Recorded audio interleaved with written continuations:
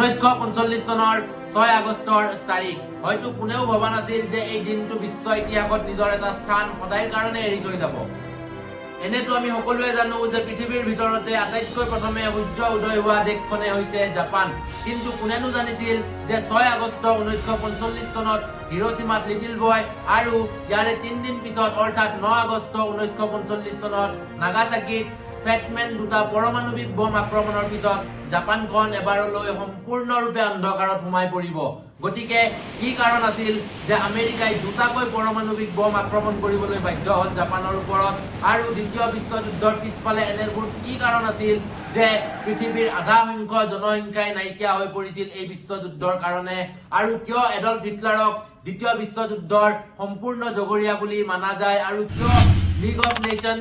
অৰ্থাৎ শান্তিৰ বাবে স্থাপন হোৱা এটা সংগঠন দ্বিতীয় বিশ্বযুদ্ধত কিয় সম্পূৰ্ণৰূপে বিফল আছিল, আৰু প্ৰথম বিশ্বযুদ্ধৰ পিছত হস্তাক্ষৰ কৰা এখন সন্ধিয়ে কিদৰে দ্বিতীয় বিশ্বযুদ্ধক জন্ম দিব পাৰিলে, এই সকলোবোৰ কথাই আজি আমি এই ভিডিঅ'টোৰ মাধ্যমেৰে আলোচনা কৰিম। নমস্কাৰ, মোৰ নাম মনোজ বৰ্মন। আজি এই ভিডিঅ'টোত আমি আলোচনা কৰিবলৈ ওলাইছো দ্বিতীয় বিশ্বযুদ্ধৰ পিছফালৰ সম্পূৰ্ণ ইতিহাস।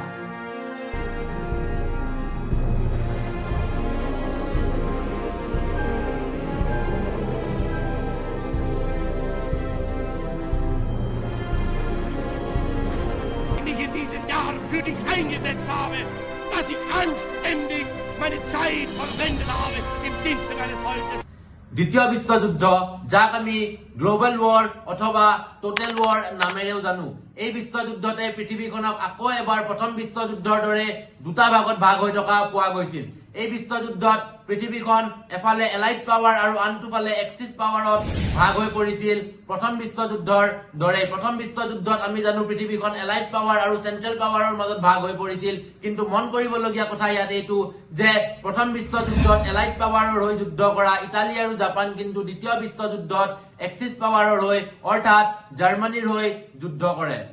দ্বিতীয় বিশ্বযুদ্ধৰ আৰম্ভণিৰ মূল কাৰণটোৱে আছিল প্ৰথম বিশ্বযুদ্ধৰ অন্তিমটো সিদ্ধান্ত, অৰ্থাৎ প্ৰথম বিশ্বযুদ্ধ আৰম্ভ হোৱাৰ আগলৈকে জাৰ্মানী উন্নতিৰ পথত বৰ তীব্ৰ বেগেৰে আগুৱাই আছিল। আনকি প্ৰথম বিশ্বযুদ্ধৰ আৰম্ভণিলৈকে জাৰ্মানী বৰ আত্মবিশ্বাসীও হৈ আছিল যে এই বিশ্বযুদ্ধত আমাৰ জয় হ'ব।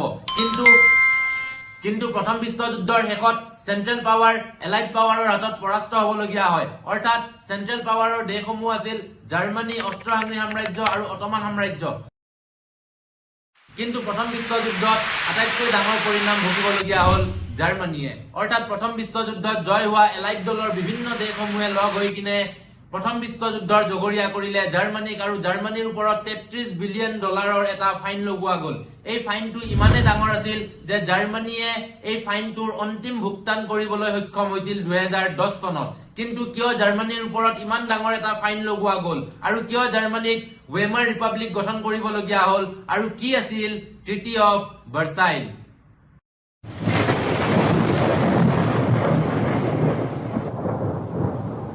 প্ৰথম বিশ্বযুদ্ধৰ শেষত জাৰ্মানীৰ ৰজা কেইচাৰ উইলিয়াম পলায়ন কৰে আৰু জাৰ্মানীত গঠন কৰা হয় এখন নতুন চৰকাৰ, যাৰ নাম আছিল ৱেমাৰ ৰিপাব্লিক। এই চৰকাৰখন গঠন কৰা হয় 9 নৱেম্বৰ 1918 চনত। ইয়াৰে দুদিন পিছত অৰ্থাৎ 11 নৱেম্বৰ 1918 চনত জাৰ্মানীয়ে চাৰেণ্ডাৰ পত্ৰত নিজৰ হস্তাক্ষৰ কৰে, লগতে প্ৰথম বিশ্বযুদ্ধৰ সমাপ্ত ঘটে। আৰু ইয়াৰ পিছতে 1919 চনৰ 28 জুন তাৰিখে ৱেমাৰ ৰিপাব্লিকে এলাইড দলৰ সৈতে এখন সন্ধি হস্তাক্ষৰ কৰে, যোনখন আছিল ট্ৰিটি অফ ভাৰ্চাইল। আৰু এই ট্ৰিটি অফ ভাৰ্চাইলে দ্বিতীয় বিশ্বযুদ্ধৰ আটাইতকৈ ডাঙৰ কাৰণ আছিল।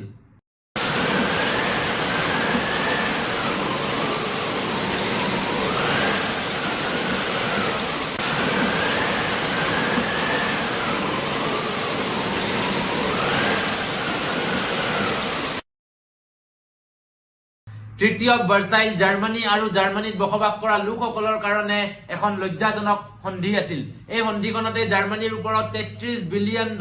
ফাইন লগোৱা যায়, আৰু এই সন্ধিখনতে জাৰ্মানীক ডিমিলিটাৰাইজেশ্যন অফ মিলিটাৰী, অৰ্থাৎ জাৰ্মানীয়ে এটা নিৰ্দিষ্ট সংখ্যাতকৈ বেছি মিলিটাৰী নিজৰ লগত ৰাখিব নোৱাৰিব, এনে বহুতবোৰ প্ৰাৱধান এলাইড পাৱাৰৰ দেশসমূহে জাৰ্মানীৰ ওপৰত লগাইছিল। কিয় লগাইছিল তাৰ কাৰণটো আছিল ফ্ৰান্স আৰু ব্ৰিটেইনৰ দৰে দেশ, যি জাৰ্মানীৰ ওচৰ চুবুৰীয়া দেশ আছিল, এওঁলোকে ভৱিষ্যতে কোনো ধৰণৰ ৰিস্ক ল'ব খোজা নাছিল কিন্তু এই সন্ধিখনে দ্বিতীয় বিশ্বযুদ্ধৰ কাৰণে জাৰ্মানীৰ লোকসকলৰ মনত এটা আক্ৰোশৰ ভাৱনা জগাই দিব বুলি হয়তো কোনেও ভবা নাছিল এটা ক্ৰান্তিৰ সৃষ্টি হ'ব পাৰে এই সন্ধিখনৰ পৰাই হয়তো কোনো ভবা নাছিল আৰু ঠিক তেনেদৰে ওয়েমাৰ ৰিপাব্লিকেও এই সন্ধিখন হস্তাক্ষৰ কৰাৰ বাহিৰে জাৰ্মানীৰ ওচৰত আন একো অপচন নাছিল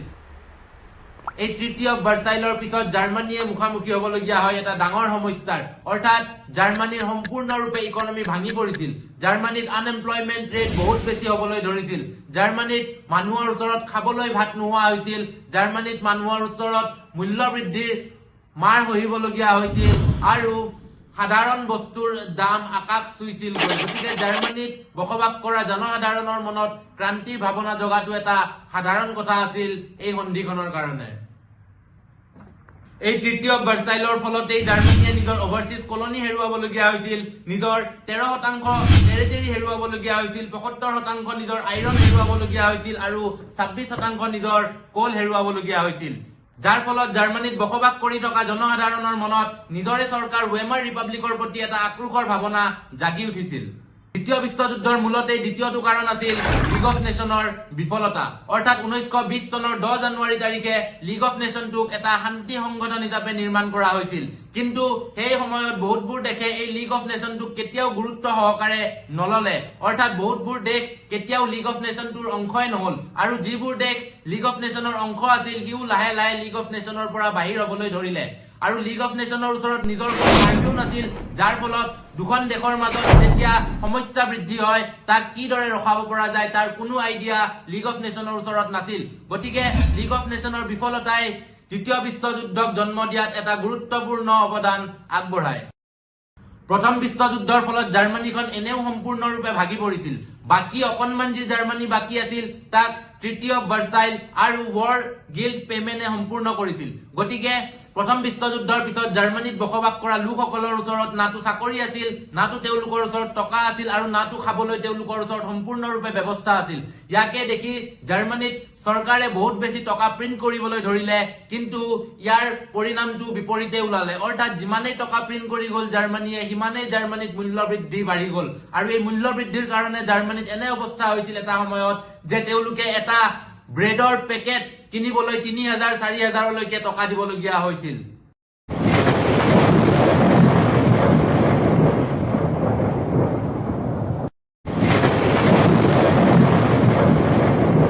গতিকে এই সময়লৈকে জাৰ্মানীৰ লোকসকলৰ ওচৰত টকাটো বহুত আছিল কিন্তু খাবলৈ একোৱে নাছিল অৰ্থাৎ জাৰ্মানীত বসবাস কৰা লোকসকলে গাড়ী ভৰাই ভৰাই টকাটো নিছিল কিন্তু তেওঁলোকে কিনিবলৈ বজাৰত একোৱে নাপাইছিল গতিকে জাৰ্মানীৰ সম্পূৰ্ণৰূপে অৱস্থা বেয়া হৈ পৰিছিল ইকনমি ভাঙি পৰিছিল ধ্বংস হৈ পৰিছিল ইয়াকে দেখি আমেৰিকাই ডনছ প্লেন